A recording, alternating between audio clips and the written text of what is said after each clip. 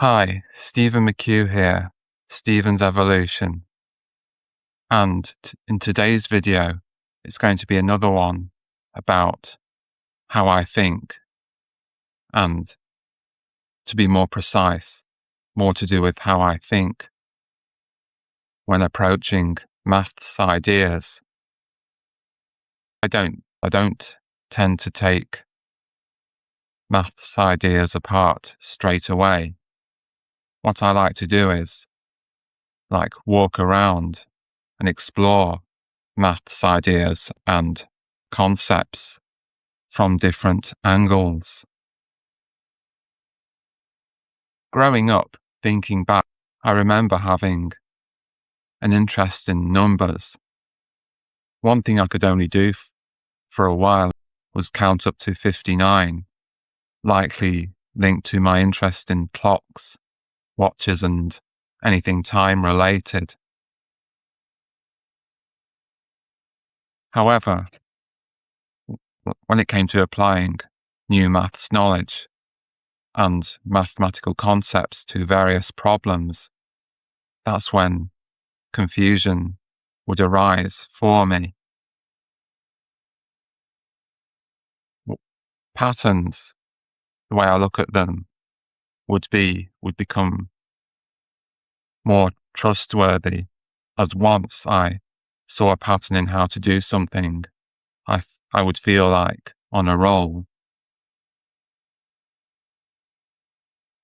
Maths I found, would make more sense to me than social things, since in maths there's more in the way of logic and pattern recognition.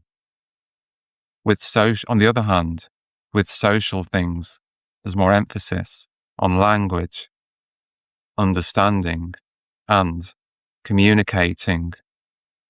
Other things could include reading body language and trying to understand various voice tones and knowing when to contribute to a conversation, understanding, knowing, here, it'd be about trying to understand whether or not something was relevant to a particular conversation. And now, an example of a maths idea. I'm going to pick prime numbers. One thing I've noticed first is that they would be divisible by either 1 or themselves.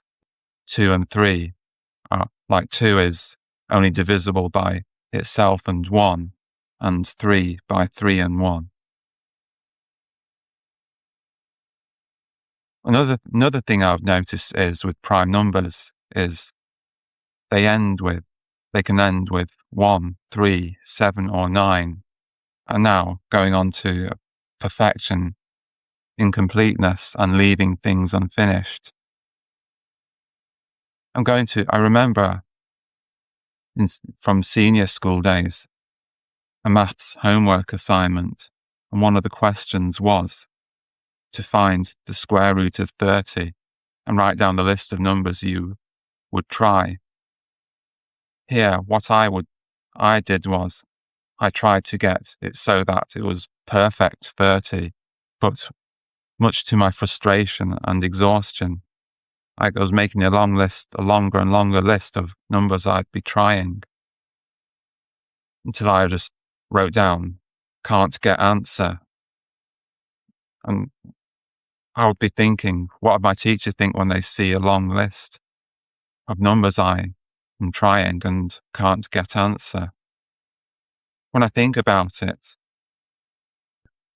there are numbers out there whose square root can be something like a number of numbers indefinitely. So when I think about it anyway, you could go on forever here.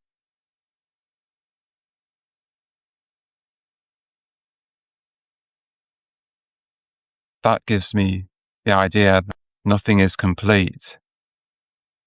The idea of maths feeling unfinished, unless it's fully understood. the imperfection helping my thinking, that nothing is perfect. For the question, finding the square root of 30, I was told that I didn't need to find perfect 30. I could do it like to 30.00, then whatever numbers came after that, so it was accurate enough. Maths also opens the other idea of other angles to explore. When I got good knowledge of what's called surds, the actual answer to the square root of 30 is 2 times the square root of 7.5, or it can be written like 2 next to the square root of 7.5. And that's what makes the question feel complete now. Maths shows, when I think about it, that there is an infinite amount of things related to maths, an infinite number of patterns. I remember on a putting green, when I would go down on various days, when I think about it, there can be an infinite number of ways to place the holes, because there's like numbers go on to infinity. Like there's no biggest number, nor is there no smallest number. So they get to a point where any changes would be too small to notice. So yes, patterns can be explored forever. This helps me to see that there are no two snowflakes alike.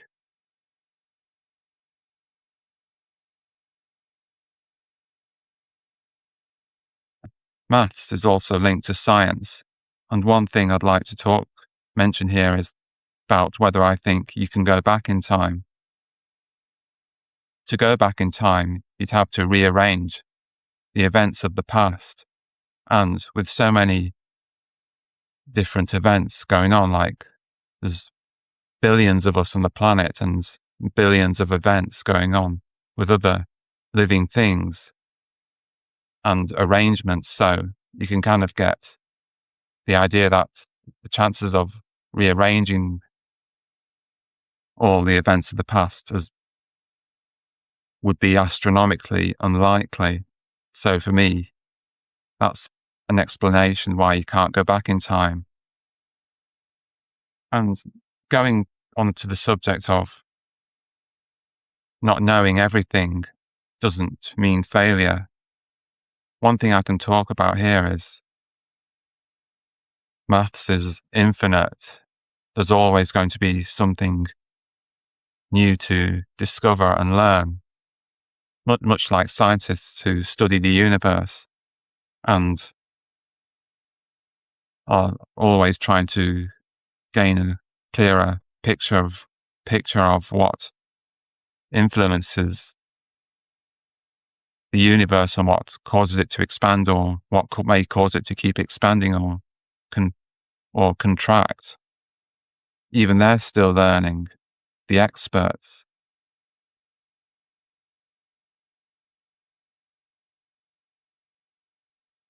If you're into maths and you think about maths differently too, or you think about it similarly to me, I'd like to hear your thoughts and comments in the comments section below. And when I was on an IT course, and this can apply to any course you do, even when you achieve a top grade or a top mark, I was told there's still always something you could have done. There would still have always been something you could have done to improve it. That's what I find helpful here. And before I go, the next video will still be to do with how I think, and how I think about when approaching learning foreign languages